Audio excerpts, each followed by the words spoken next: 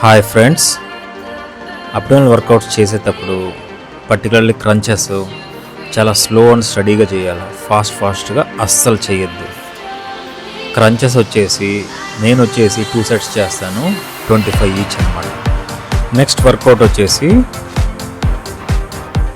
Sitting with leg rises. So మనం ప్రాపర్గా కూర్చొని లెగ్ రైసెస్ స్లో అండ్ స్టడీగా చేయాలా. నేను వచ్చేసి 4 సెట్స్ చేస్తాను. ఈచ్ సెట్ 25 రెపిటేషన్స్ చేస్తాను. సెట్కి అట్లీస్ట్ 45 సెకండ్స్ నుంచి 1 మినిట్ వరకు రెస్ట్ ఇవ్వాలి. So totally 2 sets of abdominal crunches, 25 repetitions each, followed by sitting position with leg rises 4 sets of 25 repetitions each. చేసినాక చూడండి, మీ అబ్డోమినల్ మజిల్స్లో ఆ టోన్ అనేది ఎంత పెరుగుతుందో మీకే అర్థమవుతుంది.